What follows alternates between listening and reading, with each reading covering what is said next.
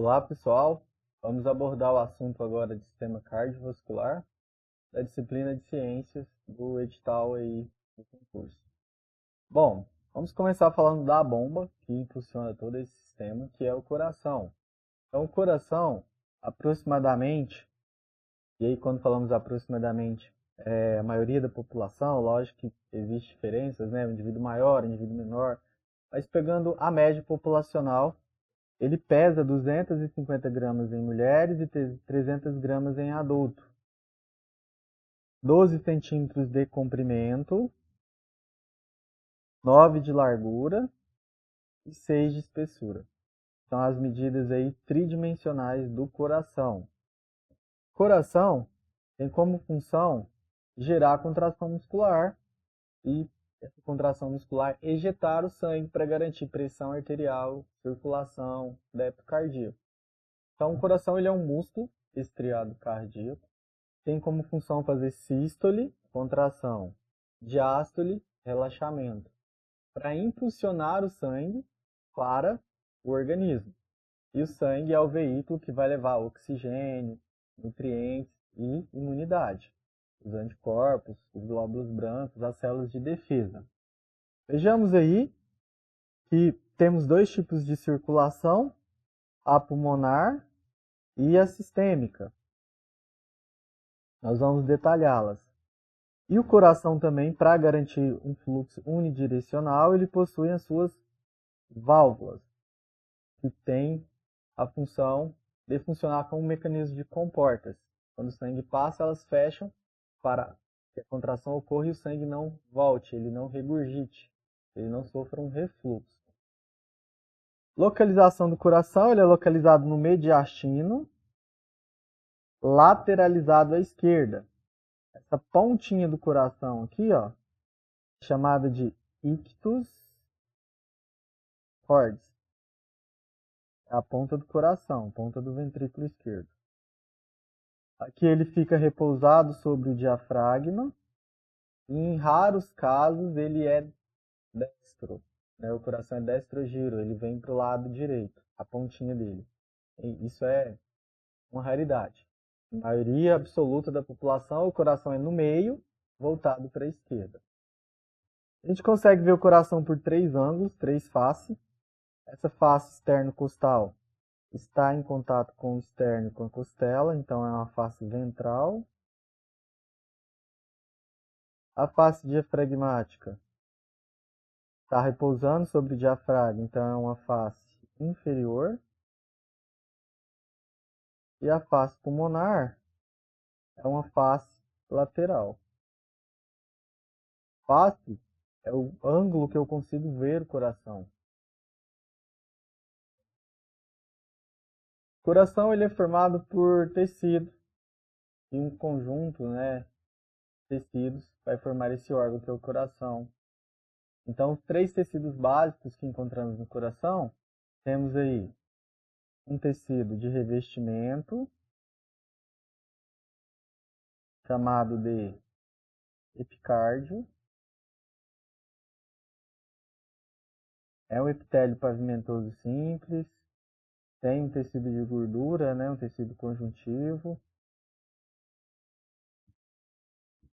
O músculo do coração propriamente dito, no meio, miocárdio. E o tecido de revestimento interno, que é o endocárdio. Então, o coração é formado basicamente por esses três tecidos: epicárdio, miocárdio e endocárdio. O epicárdio também é chamado de pericárdio ou epicárdio, onde ele tem duas divisões. O pericárdio visceral, que está em contato com o órgão pregado no músculo cardíaco, e o pericárdio parietal, que está em contato com a caixa torácica, é o externo. E entre esses dois pericárdios eu tenho líquido pericárdio, para diminuir o atrito entre as duas membranas. O pericárdio ele é formado por tecido conjuntivo e a função dele é proteger o órgão. Como se a gente envelopasse o coração com um papel filme, né? Aqui é o espaço entre os dois pericárdios e circula-se aqui o líquido pericárdio.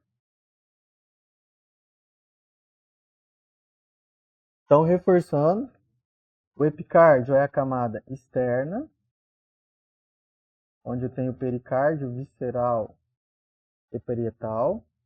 O miocárdio está no meio, é o músculo cardíaco, é o coração propriamente dito. O endocárdio é um tecido interno de revestimento. Então, macete, epicárdio externo, miocárdio meio, endocárdio endo é de dentro, né? Para dentro. Então, endocárdio é para dentro, interno. O coração tem seus vasos da base, por onde chega sangue e por onde sai. O sangue, ele sempre vai sair por artérias e ele sempre vai voltar por veias. Artéria leva, veia traz, vem. Então vamos dar nomes. Temos aqui a aorta, que é a principal artéria de saída do coração, vai levar sangue para o corpo todo. Temos aqui a artéria pulmonar, que vai levar sangue para o pulmão. E temos aqui as veias que trazem sangue de volta, né? Aqui em azul, ó, veia cava, superior e inferior, e as veias pulmonares. São 4 veias pulmonares, 2 de cada pulmão. O coração é dividido em câmaras, em átrios e ventrículos. A parte superior, átrio, direito e esquerdo. A parte inferior, ventrículo, direito e esquerdo. Essas câmaras são separadas pelas válvulas, que nós chamamos de válvulas atrioventriculares, que são essas daqui. Do lado esquerdo, eu tenho uma válvula que é a mitral ou bicúspide.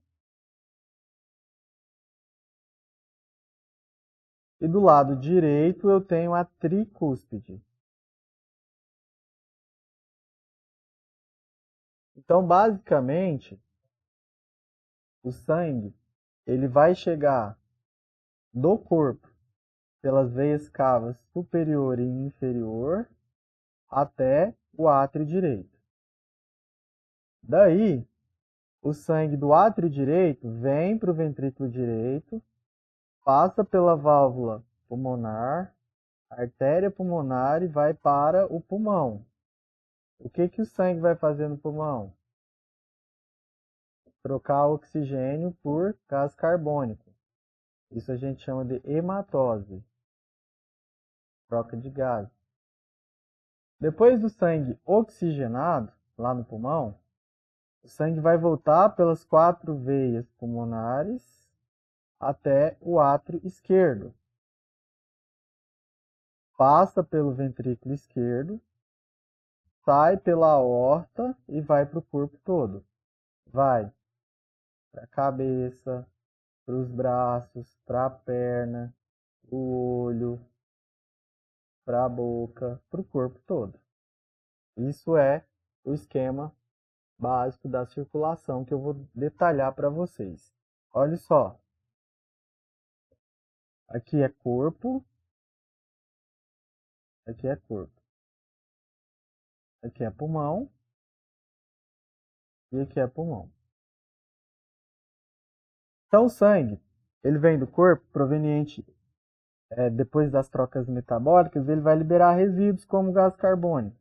Então esse sangue vem do corpo, pela veia cava inferior, pela veia cava superior, e chega no átrio direito. Aí ele vem para o ventrículo direito, sai pela artéria pulmonar e vai para os pulmões fazer hematose, troca de gás.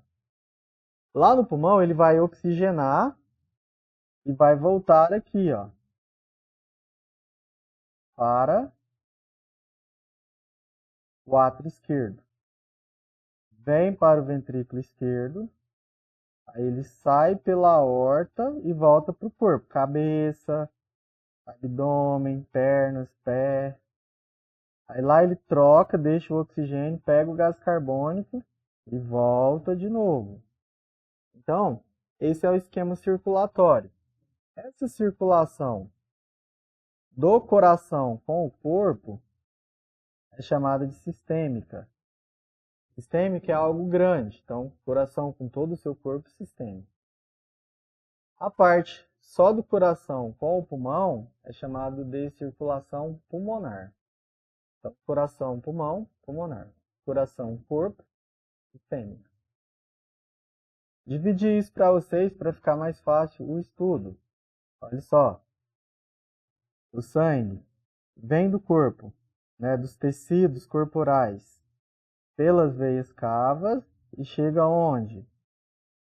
O átrio direito.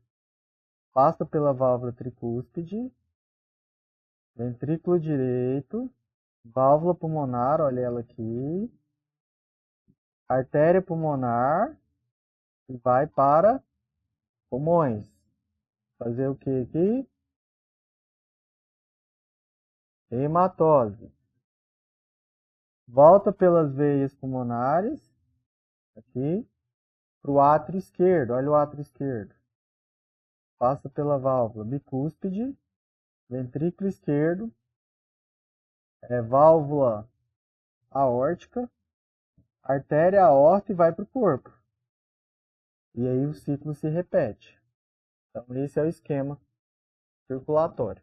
Lembrando que a circulação ela não é isolada, ela é interdependente. Então, a circulação sistêmica ela depende da pulmonar e a pulmonar depende da sistêmica, elas são interligadas. As válvulas garantem esse fluxo direcional. Então, as válvulas é um conjunto de cúspides. E aí, quando o sangue passa, elas fecham, porque ao ventrículo contrair, o sangue não volta, causando refluxo, causando regurgitamento. E aí o sangue tem um sentido unidirecional. Problemas de válvulas vai gerar isso aqui, ó, sopro cardíaco. Sopro cardíaco.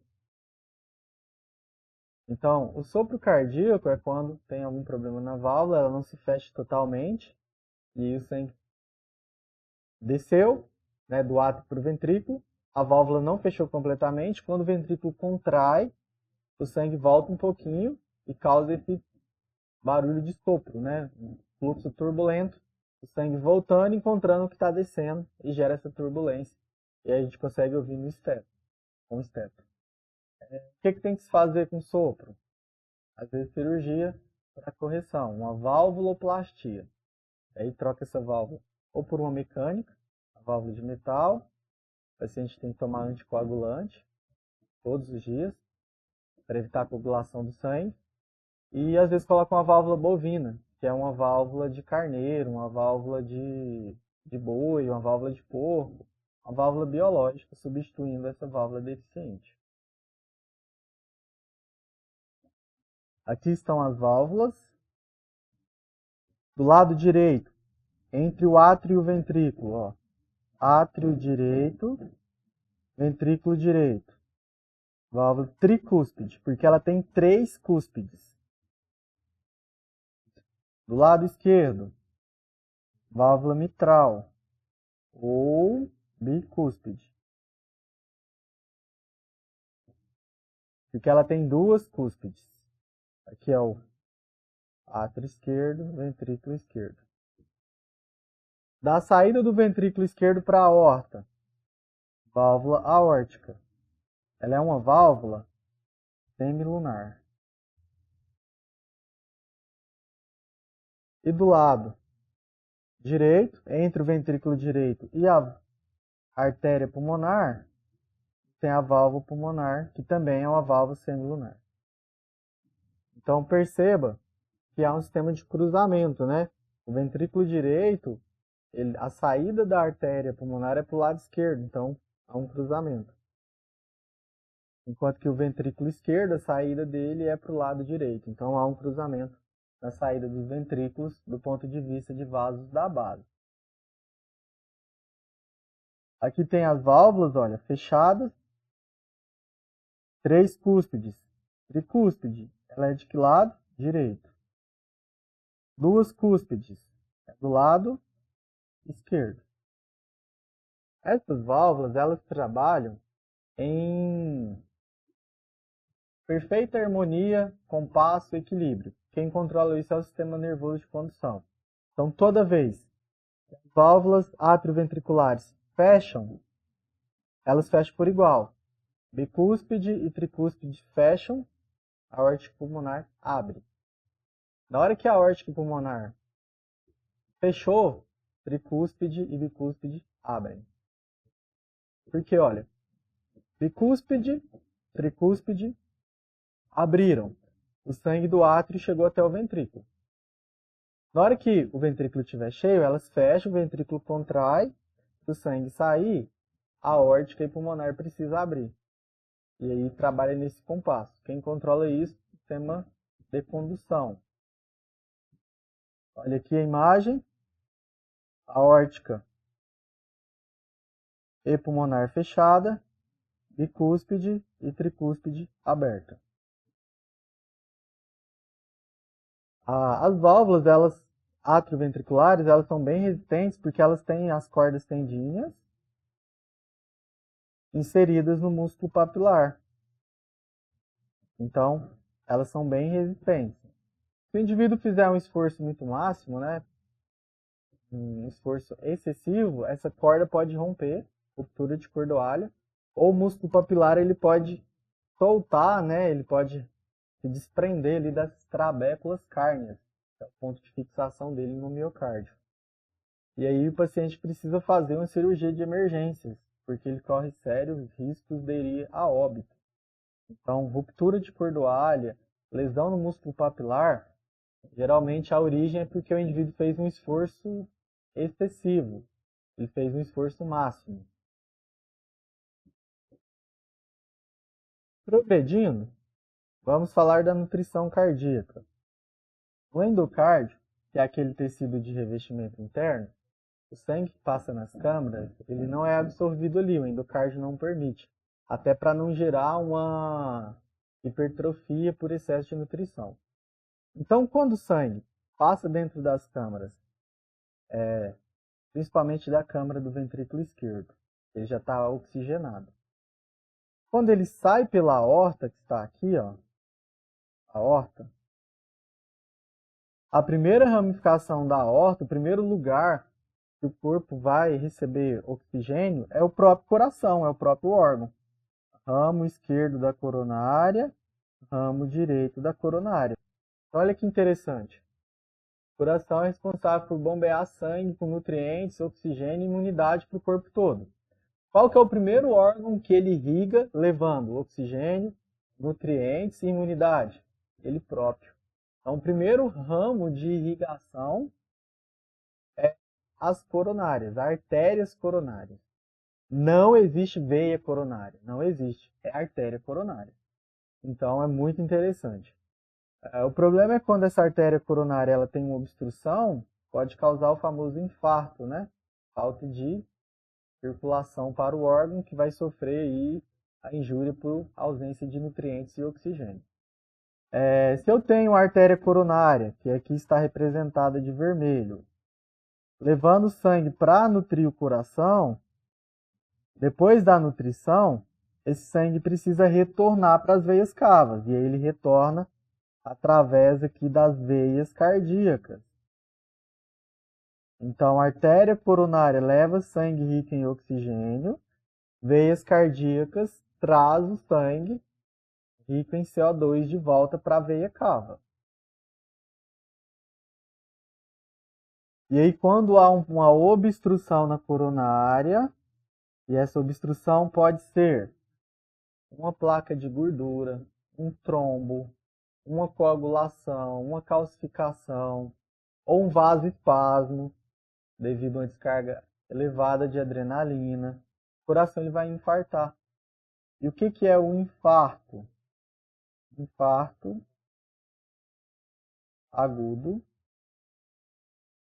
do miocárdio. miocárdio, coração. O que é o infarto? Se obstruir, o sangue não vai passar. A ausência de circulação é isquemia. Então, ocorre aqui uma isquemia. Ausência de circulação.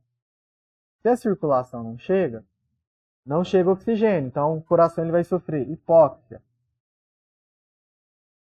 que é diminuição da quantidade de oxigênio que está chegando.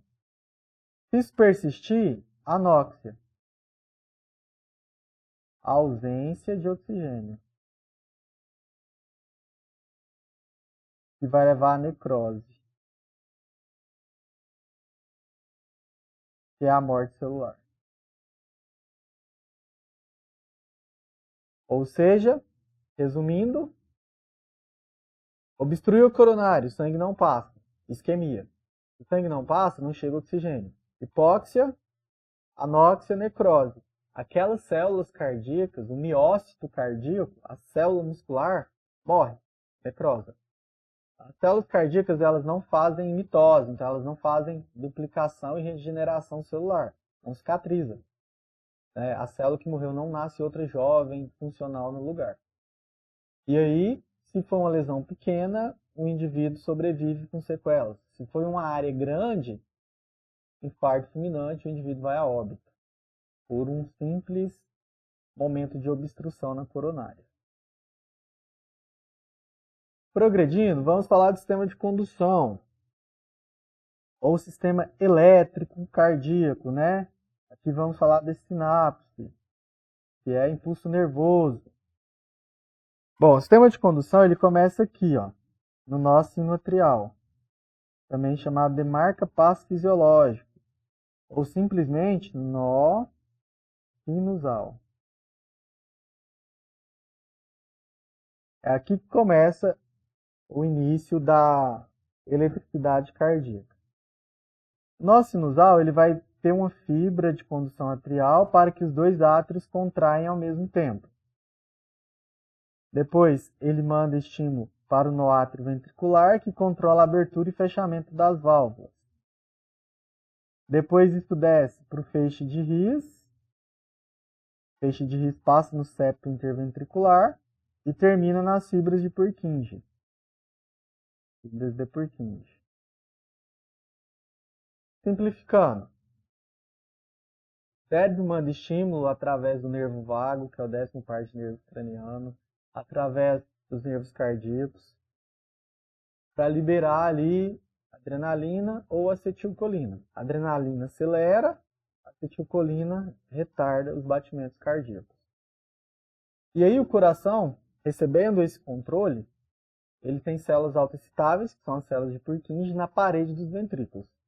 Então, eu vou ter o nó sinoatrial vai abrir as válvulas, o átrio contrai e o sangue desce para os ventrículos. A válvula fecha, o ventrículo contrai através das fibras de Purkinje e o sangue sai para o corpo, para o pulmão. Qualquer mecanismo de falha nesse sistema vai gerar as arritmias. Arritmia. Que são ritmos anormais. Ritmos anormais. Então o coração ele perde compasso. Ele perde esse equilíbrio de bater, tuntar, sístole, diástole. Ele quebra essa cadência e passa a ter 2 sístole e 1 diástole, 2 diástoles e 1 sístole. Ele acelera a hora, ele retarda a hora. Então isso é horrível. A arritmia seria um problema do sistema de condução. Um outro problema é o sistema ficar falho, né, geralmente mais próximo do envelhecimento, e a frequência cardíaca baixar de 50, de 40, e precisar colocar um marca-passo cardíaco. E aí o marca-passo, ele vai ficar subcutâneo, entre as costelas e a pele, mas ele vai ter um fio que vai vir para cá, para o nó sinusal, para estimular e iniciar todo esse sistema de condução elétrica. Então, esse seria o exemplo aí de se usar um marca-passo. Para a gente progredir, um pouco de informação relacionada a dados, né? Olha só, nessa tabela, a frequência cardíaca de um bebê é maior do que de uma criança, que é maior do que de um adulto, que vai ser maior do que de um idoso. O que isso quer dizer? Quanto mais jovem, mais eficiente é o coração, de força, de contratilidade, de garantir pressão arterial, de números de vezes de batimentos, de repetições de contração. E à medida que o indivíduo vai envelhecendo, isso vai reduzindo e o coração vai ficando mais fraco. Acontece o contrário na pressão arterial. Então, na pressão arterial, quanto mais jovem, menor a pressão arterial, sistólica e diastólica. Quanto mais velho, maior a pressão arterial. Por que isso ocorre? Primeiro porque no mais velho o coração está mais fraco, então ele não consegue bombear com tanta força.